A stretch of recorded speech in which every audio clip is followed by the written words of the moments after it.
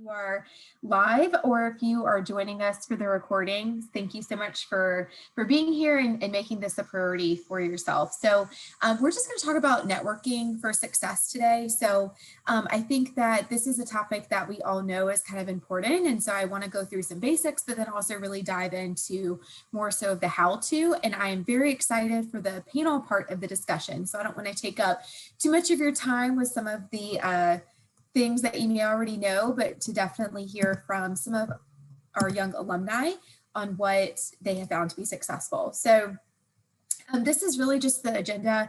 Again, I think it's important to kind of go through some of the background just to give some context around this whole topic of networking. I think sometimes it can be scary or intimidating, or we don't actually all have the same perception of what networking is. So I just like to kind of cover that. But I know after reading through a lot of what you're wanting to see today, it's really more about the how to network. So I'm going to kind of run through a lot of the 5 W's and really make sure that we focus on the how. And then again, really exciting discussion planned with our panelists today. If you do have questions as we go through, please feel free to use the Q&A feature. Connor's going to help monitor that with me. So I'm happy to answer any and all questions. And if you have questions for our panelists as well, that is another great way to just sort of drop in your comments. So let's just go ahead and dive right in. So again, very basic, not going to spend a lot of time on it, but what is networking? So the actual definition is interact with others to exchange information and develop professional or social contacts. I just like to really break it down and make it extremely simple. So I think sometimes we overcomplicate what networking is. At the end of the day, it is merely just making connections. And who doesn't love making connections and who doesn't love Schitt's Creek? So that is really all it's about. It's just about making connections, and we're going to kind of talk about how to do that.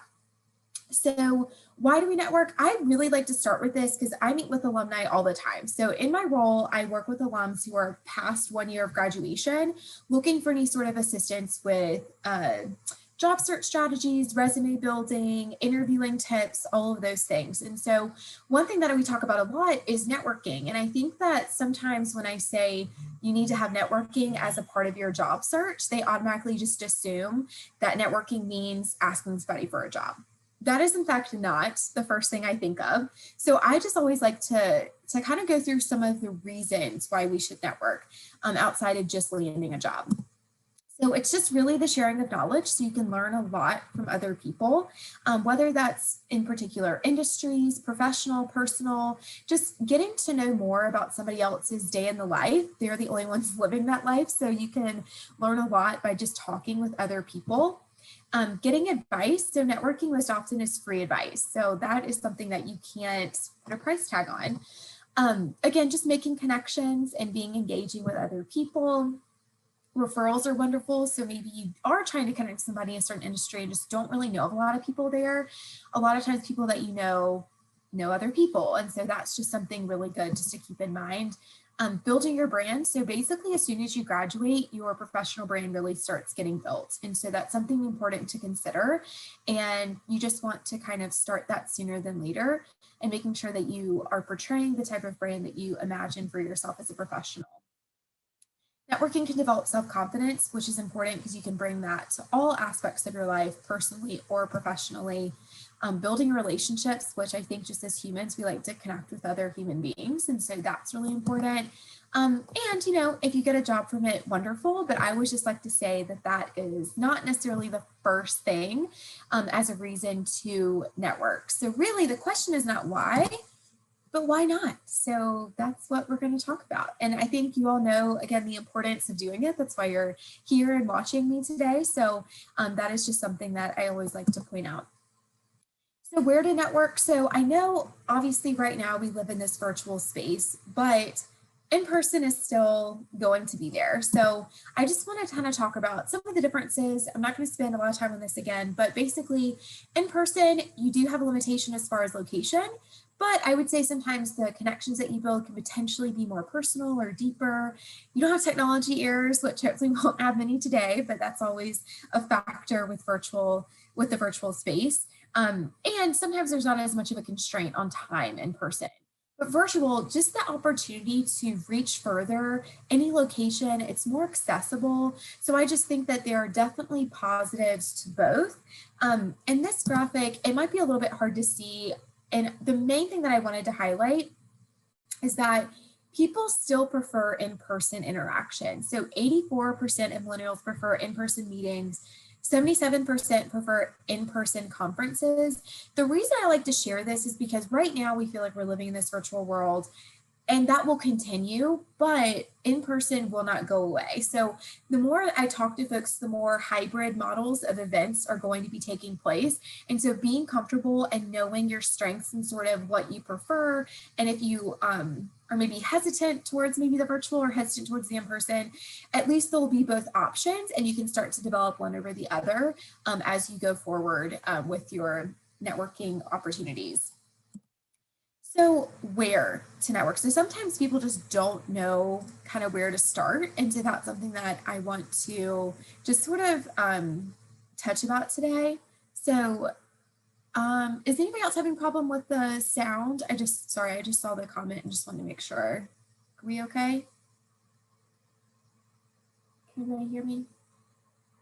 Okay. I'm going to take that as a yes and keep going. Connor, are we good on sound? Yes, we are. Mine was having some issues, but I think we're good now. So okay.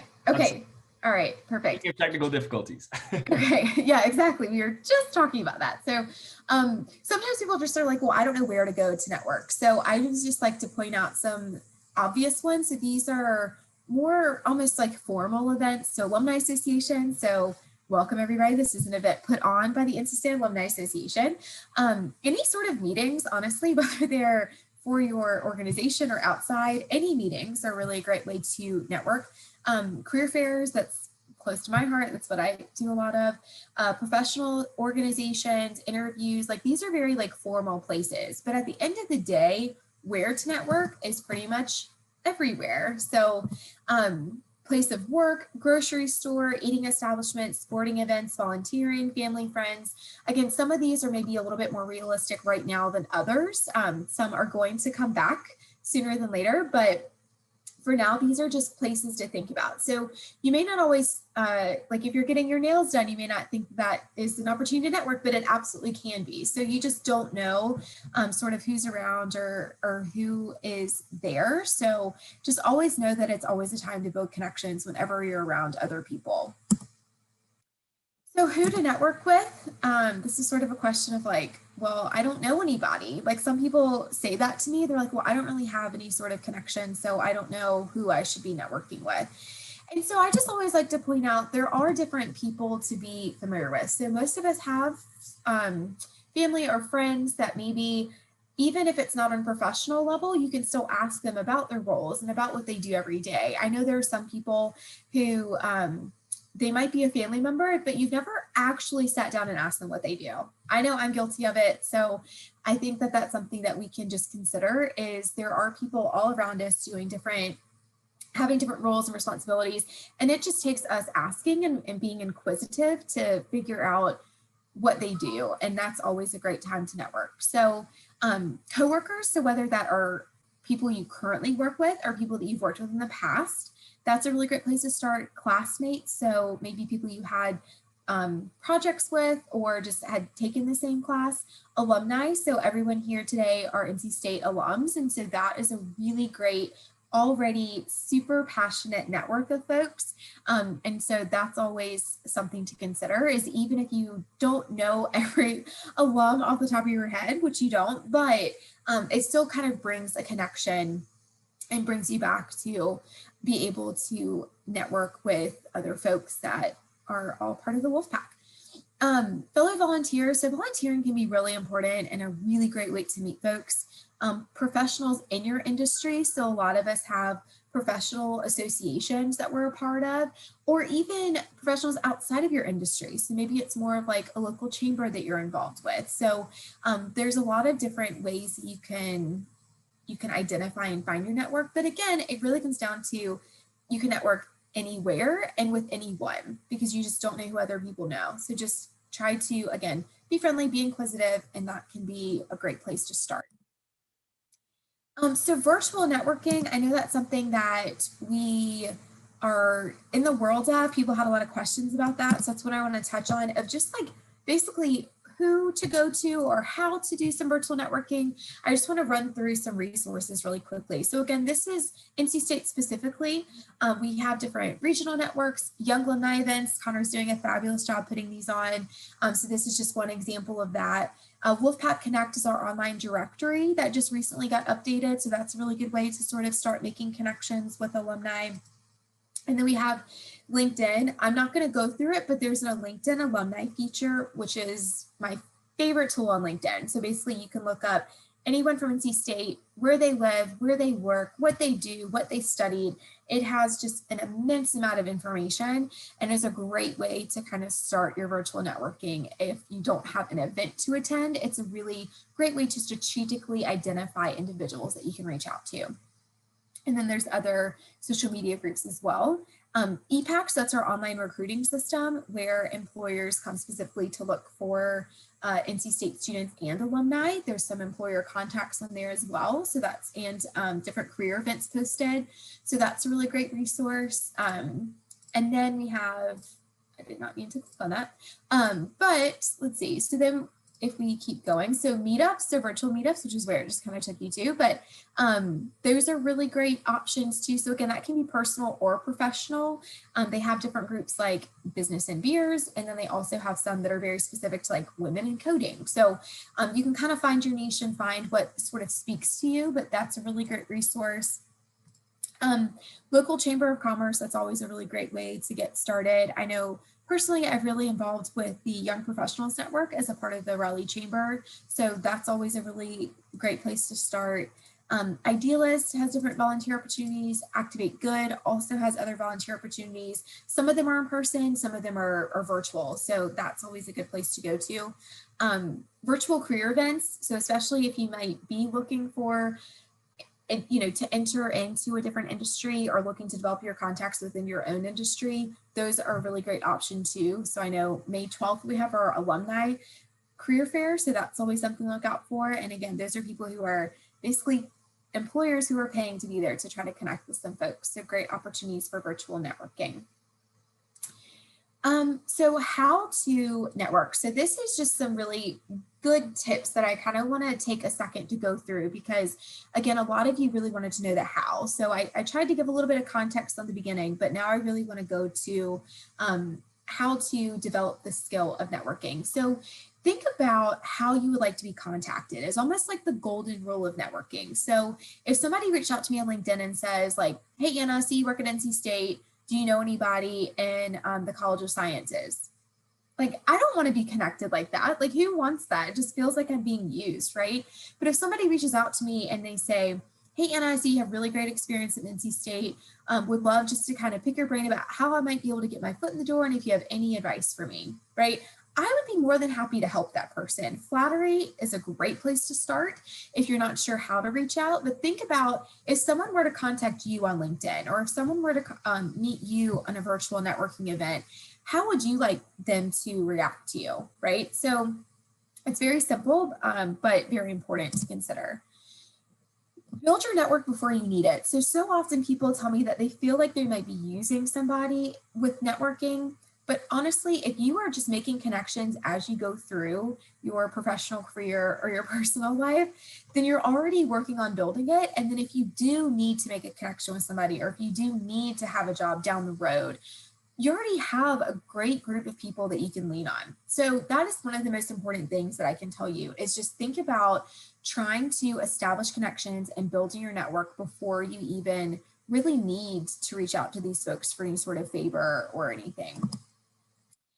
Be the professional version of yourself and know your audience. So just because you're networking and making connections doesn't mean you should kind of let your guard down. You kind of need to know the atmosphere that you're in and the type of event, and just to know to kind of be the more professional version of yourself, but still to be yourself. And then again, to know your audience. So a lot of times when you're in different networking events, there's some commonality, whether it's the young professionals group that's meeting, young alumni group that's meeting, there's something that's kind of bringing you together, but just kind of knowing who you're around and sort of maybe how to tailor some of your conversations. It takes time sometimes and effort. So this is a quote that I've heard a handful of times: your network is your net worth. So that doesn't just build overnight. So that's something that it does take a little bit of work. So then make it a priority. So each week you can have weekly goals. Maybe one week you say, I'm going to reach out to 2 people, one person who is at my same level, one person who is at the next level that I want to get to, or I'm going to reach out to somebody within my organization and then somebody outside of my organization. So just make it a priority, make it a goal of yours, and you will be in a much better position moving forward. It's never too late to start. So sometimes people are like, oh, I've never really been good at networking. But that doesn't mean you can't start over, right? Or start fresh, and start small, because your network can grow really quickly. So if you establish the 2 people reaching out to weekly, that's over 100 contacts in a year. And some weeks that might be more, because you might go to a formal networking event where you meet 5 people. Some weeks that might be less, but it will grow very quickly over time.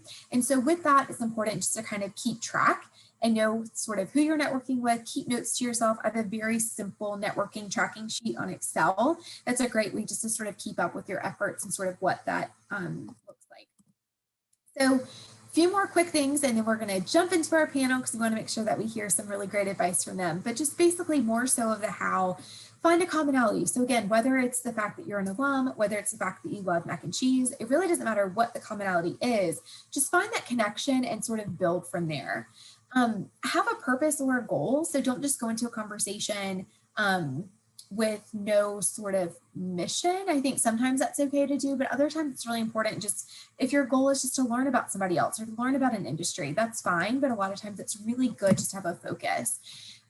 Be engaged, relax. A lot of times people get really tense when it comes to networking. Most of the time when you are going to a networking event, virtual, in person, everybody else made a decision to also be there. Most of the time they're not forced to go. And so that should just take some pressure off, to relax in those moments. Be genuine, be confident. The more you put yourself in situations where you are networking and sort of building that network, the better you will feel about it. Ask open-ended questions. So instead of just saying like, you excited to be here? That's a yes or no. You're not really going to lead much with that. But if you say like, oh, what motivated you to come to this event? Then it's more open-ended. You can have more of a conversation. To be conversational, don't be the only one talking like I am now. And then establish next steps. So if you're not really sure how to reach out, ask them. If you're like, hey, should I connect with you on LinkedIn? Or is it okay if I shoot you an email after this event? Go ahead and establish it up front, so then there's not that awkward question afterwards of like how you should reach out to that person. It's always important to follow up. So you got it. Don't overcomplicate it. It's really a simple concept. It's just putting yourself in the situation to do it. So I will welcome any questions, but I do want to make sure that we get to the panel. So just wanted to throw out there, if you do have questions, please go ahead and send those through. I'm happy to answer them, and then we can also ask some to our panel. Sorry, I know I flew through a lot of that information, but I really just wanted to make sure that you had some of the basics, you had some quick tips, and then we really want to hear from the people who are networking all the time and establishing themselves in the community from our esteemed expert of panelists.